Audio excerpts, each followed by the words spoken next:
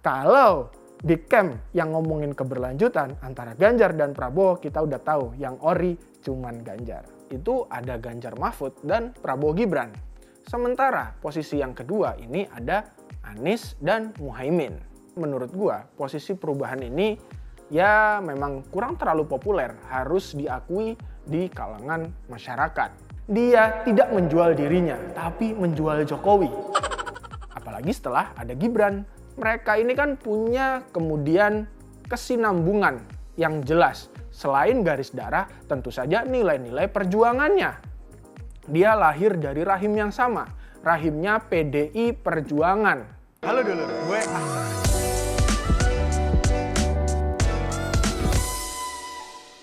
Halo dulur, gue Ahsan. Selamat datang lagi di Think Tank. Pilpres udah makin dekat. Dan dari 3 kontestan ini, kita makin bisa menilai satu sama lain gimana mereka. Kalau kemarin Kaesang Pangarep itu sempat kebingungan dengan sikapnya Ganjar Pranowo. Kalau gue sendiri malah nggak bingung kayak yang gue bilang tadi. Karena kita makin kesini udah bisa menilai bagaimana positioning atau posisi dan sikap dari ketiga pasangan calon ini. Yang gue lihat di sini sebenarnya adalah cuman ada 2 posisi. Yang pertama itu melanjutkan dan menuntaskan apa yang sudah dibangun oleh pemerintah Presiden Jokowi. Yang sebenarnya pemerintahan Presiden Jokowi itu juga melanjutkan pemerintahan-pemerintahan sebelumnya. Nah, yang kedua ini adalah posisi perubahan. Nah, yang posisi pertama tadi itu ada Ganjar Mahfud dan Prabowo Gibran. Sementara posisi yang kedua ini ada Anies dan Muhaimin. Dari 2 posisi ini, baik kita kesampingkan dulu nih yang Anies dan Muhaimin. Karena menurut gua posisi perubahan ini ya memang kurang terlalu populer, harus diakui di kalangan masyarakat. Tapi ya udahlah, namanya juga usaha dan mereka harus kita hargai dengan posisinya. Nah, kita akan fokus di posisi yang satunya, yaitu Ganjar Mahfud dan Prabowo Gibran. Yang menarik di sini adalah Prabowo Subianto. Sejak bergabung dengan Gibran, bahkan sejak masuk kabinet Jokowi, dia ini seolah-olah lebih Jokowi dari Jokowi. Kemana-mana selalu jualan Jokowi. Padahal kalau kita ingat di 2014 dan 2019, Prabowo ini orang paling depan selain karena sebagai lawan Jokowi di Pilpres. Ya, dia memang pengkritik terbaik Jokowi. Semua yang dibikin Jokowi salah bagi Prabowo. Padahal masyarakat menikmati apa yang dibikin Jokowi, terutama di bidang infrastruktur dan ekonomi. Ada stabilitas lah ketika 2 periode Jokowi itu. Nah, Prabowo ini tiba-tiba berputar 180 derajat. Dia memuji-muji Jokowi. Bahkan hari ini ketika dia untuk ketiga kalinya jadi calon presiden, dia tidak menjual dirinya, tapi menjual Jokowi. Apalagi setelah ada Gibran yang merupakan anak Jokowi atau Jokowi Junior lah bahasa gua di sini. Jadi cawapres dia makin semangat jualan, seolah-olah kayak Prabowo ini tidak punya rekam jejak gitu loh. Atau mungkin memang demikian. Sehingga Prabowo jualannya cuman rekam jejak Jokowi. Jokowi lagi, Jokowi lagi, Jokowi lagi. Kalau yang satunya, Ganjar dan Mahfud, ini lebih jelas. Lebih jelasnya adalah ya Pak Ganjar ini memang satu partai politik dengan Jokowi. Dia lahir dari rahim yang sama, rahimnya PDI Perjuangan yang memang sukses melakukan kaderisasi ke bawah. Makanya bisa memunculkan tokoh-tokoh nasional yang besar. Yang sebenarnya ya Gibran itu juga kadernya PDI Perjuangan kan. Dia ikut kaderisasinya di PDI Perjuangan, bukan Gerindra, apalagi Golkar, kayak yang sekarang diisukan. Karena Jokowi dan Ganjar ini berasal dari rahim yang sama, embrionya sama, mereka ini kan punya kemudian kesinambungan yang jelas. Selain garis darah, tentu saja nilai-nilai perjuangannya. Harus kita akui, 70 sekian persen atau 70% lebih masyarakat Indonesia ini puas dengan pemerintahan Jokowi. Dan itu tentu saja tidak ansih karena Jokowi atau tidak karena Jokowi semata. Angka yang sebegitu besar tentu ini dibarengi oleh dukungan partai politik di belakangnya. Partai politik di belakangnya ini ya PDI Perjuangan. Jadi PDI Perjuangan itu juga punya sumbangsih yang besar. Dan Ganjar sebagai yang dulu menjadi juru kampanyenya Jokowi di 2014 dan 2019 ini yang memang sangat dekat dengan Jokowi. Bahkan Ganjar itu pernah loh belak-belakan bilang bahwa Jokowi ini bukan sekadar teman diskusi politiknya, tapi juga sudah dia anggap sebagai mentor politik. Artinya nilai-nilai perjuangan Ganjar itu secara politik hampir bisa dipastikan memang sama dengan Jokowi. Dan Ganjar juga terbukti bisa kemudian mempraktikkan nilai-nilai itu. Kita lihat saja di Jawa Tengah. Di Jawa Tengah ini pembangunan berjalan. Kemiskinan yang lama stagnan di era Ganjar Pranowo angkanya itu bisa ditekan. Nggak tanggung-tanggung kalau kita lihat data, ada sekitar 1 juta warga miskin yang berhasil dientaskan. Ini kan prestasi. Lalu soal pendidikan. Pendidikan di Jawa Tengah ini cukup merata. Ngomongin soal ini, kemudian antara Prabowo dan Ganjar yang sama-sama klaim ingin melanjutkan Jokowi. Kalau bagi gua, yang paling mewakili Jokowi di sini ya memang Ganjar, bukan Prabowo. Kenapa begitu? Ketika kita melihat Jokowi, apalagi seperti yang lagi ngetren hari ini yang namanya Jokowisme itu, kita bisa melihatnya dari dua sisi. Yang pertama, dari yang tampak nyata yaitu sosoknya. Artinya siapa yang lebih dekat dengan sosok Jokowi ini sendiri. Yang kedua, yang bisa kita lihat di sini adalah nilai-nilainya. Nah, dari yang pertama, dari sosok, kita tahu bahwa Jokowi ini orangnya ya memang merakyat. Kita bisa lihat di mana-mana Pak Jokowi ini kalau dekat dengan rakyat atau ketemu dengan rakyat ini yang memang membaur banget gitu loh. Seolah-olah Jokowi itu saudara mereka.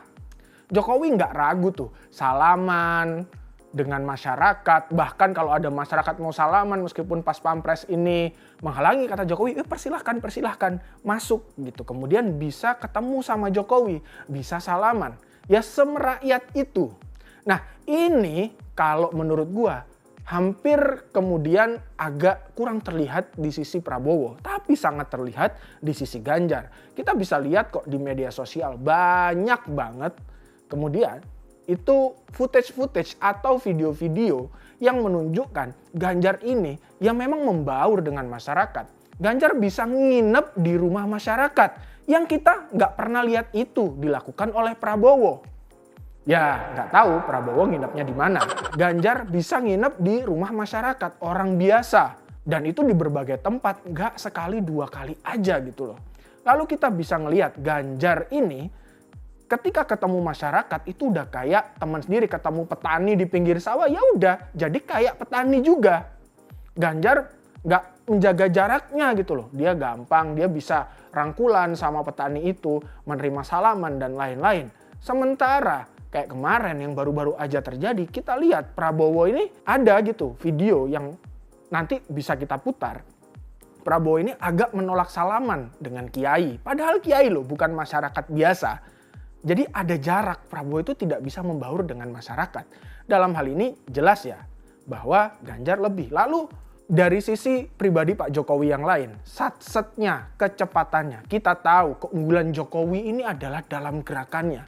Jokowi ini cepat, gak mau menunda-nunda kalau melakukan sesuatu. Dan mobilitasnya itu tinggi banget Pak Jokowi ini. Kita bisa melihat dalam 1 hari Pak Jokowi itu di sini, kemudian di tempat lain, lalu di tempat lainnya. Pokoknya muter-muter aja, habis dari luar negeri, kemana, dan sebagainya. Yang kayak gini, lagi-lagi cuman bisa diikuti oleh Ganjar Pranowo, bukan Prabowo Subianto. Kita lihat nggak usah jauh-jauh lah di masa kampanye ini yang udah 20 hari lebih. Ganjar dalam hanya 20 sekian hari ini itu udah dari Merauke sampai ke Jawa itu rata gitu loh. Hampir seluruh Indonesia didatangi oleh dia. mengawali masa kampanye di Merauke, lalu tiba-tiba di NTT, lalu di Pontianak, lalu kemudian kemarin di Magelang, di Wonosobo, dan ke NTB, ya hampir seluruh lah wilayah Indonesia. Itu ada Ganjar di sana mengunjungi, bertemu masyarakat, ngobrol tatap muka, menyerap aspirasi, dan kemudian memberi solusi kepada masalah-masalah masyarakat di sana. Yang itu Jokowi banget. Sementara Prabowo kalau kita lihat dalam 20 sekian hari masa kampanye ini, itu acaranya lebih banyak di gedung, lebih banyak di tempat-tempat ber-AC, sangat minim untuk ketemu rakyat, dan juga ya nggak semobile Pak Ganjar gitu loh. Dia terhitung lah, dia belum ke Merauke tuh Pak Prabowo di masa kampanye ini ya. Tapi Ganjar udah gitu. Lebih banyak kota-kota yang didatangi oleh Ganjar. Bahkan Pak Prabowo ini kan klaimnya ingin melanjutkan IKN. Tapi Pak Prabowo belum ke IKN. Ya diwakili sih oleh Gibran. Tapi kan kita lagi ngomongin soal Prabowo dan Ganjar sebagai calon presiden. Ternyata Ganjar yang udah duluan ke sana. Dan Ganjar ngomong bahwa IKN itu pasti akan dituntaskan. Ini kan jelas siapa yang lebih komit. Itu kita ngomongin soal dari sisi pribadi yang tampak. Nah, kemudian soal nilai. Nilai ini juga penting. Jadi kalau kita lihat Pak Jokowi ini punya nilai-nilai sangat bagus. Misalnya, nilai Pak Jokowi ini adalah dia tidak mau kemudian membebani masyarakat. Artinya tidak mau membebani ini gimana? Dia Pak Jokowi ini seorang yang inovatif. Sehingga dia melakukan inovasi-inovasi terobosan-terobosan, mampu berpikir out of the box untuk menghadirkan hal-hal baik bagi masyarakat. Misalnya ya kartu-kartu sakti. Ada kartu Indonesia Sehat, ada kartu Indonesia Pintar, dan lain-lain. Ini dilakukan Pak Jokowi sebagai inovasi agar masyarakat tidak terbebani. Masyarakat dikasih bantuan sosial. Ini terlaksana harus kita akui selama hampir 9 tahun terakhir. Dan banyak yang menerima manfaat itu. Nah, kalau kita melihat dari kacamata itu, nilai yang tidak ingin membebani masyarakat dan inovatif ini juga sangat terlihat di sisi Ganjar Pranowo. Ganjar ini yang deket-deket aja deh. Hari ini kita melihat punya ide yang sangat brilian. Namanya KTP Sakti. KTP Sakti ini adalah bentuk inovasi Ganjar biar nggak membebani masyarakat. Jadi masyarakat karena kebanyakan kartu kadang kan juga hilang gitu ya kartunya, bingung nyimpennya. Nah, kata Ganjar ya udah kita bikin aja satu kartu tapi bisa menerima manfaat itu semua. Yaitu KTP Sakti, satu kartu terpadu Indonesia. Selain itu, masalah dari banyak-banyak kartu itu meskipun sudah baik tapi masih ada masalah di bidang pendataan. Akhirnya penyebarannya itu tumpang tindih. Tidak terdata dengan baik. Ada yang harusnya tidak menerima karena dia sudah mampu, tapi kemudian malah menerima. Sementara yang orang miskin yang harusnya menerima, ada yang tidak menerima manfaatnya dari kartu-kartu saktinya Jokowi itu. Ganjar pengen menyelesaikan itu. Artinya manfaat dari kartu-kartu ini tidak hilang, tapi justru lebih tepat sasaran dengan KTP Sakti. Datanya tidak tumpang tindih lagi. Ini inovasi yang bagus. Ketika Ganjar masih jadi gubernur Jawa Tengah juga sama. Dia punya inovasi namanya SMK Negeri Jawa Tengah yang gratis bagi warga miskin dan terkoneksi kurikulumnya dengan universitas di Jepang. Begitupun juga kurikulumnya ini terkoneksi dengan kebutuhan usaha. Jadi memang dari SMK ini sudah menciptakan profesional yang bisa langsung terserap dunia usaha. Dan itu terbukti bahwa 100% lulusan SMKN Jawa Tengah ini terserap dunia usaha dan mereka ini dari orang-orang yang tidak mampu. Ada lagi ide inovasi dari Pak Ganjar yang juga cukup menarik, yaitu soal satu keluarga miskin, satu sarjana. Ini sebuah lompatan besar untuk menyongsong era bonus demografi. Gimana pun harus kita akui, pendidikan adalah tangga menuju kesejahteraan. Dan Pak Ganjar tahu itu. Kalau keluarga miskin minimal satu di situ ada orang yang terdidik, ada orang yang bisa sampai ke perguruan tinggi menjadi sarjana, ya otomatis peluang mereka untuk meningkatkan taraf perekonomian lebih terbuka lebar. Gimana dengan Pak Prabowo? Pak Prabowo tampaknya tidak seinovasi itu, tidak seinovatif itu. Yang kita dengar hari ini di kampanye dia saja, dia masih jualan kartu-kartu yang banyak. kayak Pak Jokowi. Ini gimana ngomongin soal melanjutkan? Melanjutkan ini kan tidak sekadar apa yang ada dilanjutkan, tapi kalau bisa ditingkatkan. Kalau bisa dituntaskan masalahnya. Itu esensi dari melanjutkan. Ada progres, ada perkembangan. Nah kalau ini sama aja dengan yang dibikin Pak Jokowi, ya ngapain?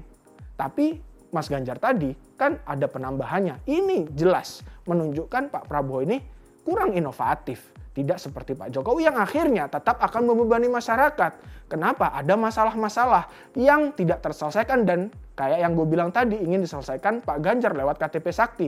Misalkan pendataan tumpang tindih, terus salah sasaran dan lain-lain. Selanjutnya kita melihat juga program yang ditawarkan oleh Pak Prabowo ini. Makan siang gratis bagi anak sekolah. Semuanya katanya. Ini juga bukan program yang menurut gue inovatif. Meskipun dia klaim ada kok contohnya di negara-negara maju dan lain-lain. Tapi sebenarnya ini program udah lama ada. Bukan sebuah hal yang baru. Dan tidak perlu nunggu jadi presiden untuk melakukan itu.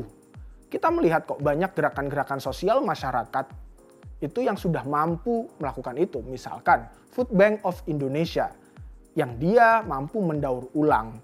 Kemudian makanan yang masih layak dari restoran-restoran, toko roti dan lain-lain untuk kemudian dibagikan, dan ini jelas bergizi ya, kepada anak-anak sekolah di SD-SD Impres. Orang-orang yang kemudian kurang mendapatkan akses kepada gizi yang layak. Dan ini adalah sebuah inovasi yang bagus karena ini juga akan memangkas dari food waste itu atau makanan yang terbuang. Sementara Indonesia ini adalah negara yang, mohon maaf, sayangnya paling banyak membuang makanan yang sebenarnya masih layak. Nah, itu baru inovatif. Kalau cuman ngasih makanan gratis, selain itu nanti berpeluang membebani APBN yang sebenarnya anggarannya bisa untuk kegiatan lain yang lebih inovatif, misalkan memperbaiki kualitas pendidikan dan menambah bantuan sosial, hanya untuk makan gratis, ya ini kan jadinya mundur ke belakang, bukan maju ke depan. Padahal kita targetnya menjadi negara maju, bukan menjadi negara mundur. Lagunya aja apa? Ayo maju-maju, bukan ayo mundur-mundur. Harusnya calon presiden itu berwawasan maju. Nah, dari dua orang ini kemudian gue bisa menyimpulkan. Sebenarnya yang ori melanjutkan Jokowi itu Ganjar. Bukan Prabowo. Jadi kalau ada Jokowi ori, ini Ganjar Pranowo. Tapi Jokowi KW, yaitu Prabowo. Kenapa? Ya karena baru-baru aja. Mungkin karena dia kurang lama kali ya belajarnya dengan Pak Jokowi. Gaulnya dengan Pak Jokowi kurang lama. Karena ya gimana pun dia menjadi lawannya Jokowi di 2 pemilu sebelumnya. Menjadi pengkritik paling depan dari Pak Jokowi. Ya mungkin itu belum sepenuhnya dia kemudian melihat nilai-nilai Pak Jokowi yang bisa diaplikasikan oleh Pak Prabowo. Atau memang ya pada dasarnya dia sangat berbeda saja dengan Pak Jokowi. Bahwa Prabowo memang bukan Jokowi. Kalau Ganjar ya memang bukan copy paste dari Pak Jokowi. Tapi Ganjar ini paling ori dan mendekati Pak Jokowi. Ganjar itu bisa melampaui Pak Jokowi dengan inovasi-inovasinya. Dan lampauan inilah yang akan membuat Ganjar tidak sekadar melanjutkan, tapi bisa menuntaskan apa yang sudah dimulai Pak Jokowi untuk kemudian menjadikan Indonesia menjadi negara unggul. Gimana Anies yang ada di camp perubahan? Kita tunggu saja aksi-aksi dia. Tapi yang jelas, kalau di camp yang ngomongin keberlanjutan antara Ganjar dan Prabowo, kita udah tahu yang ori cuman Ganjar. Bye.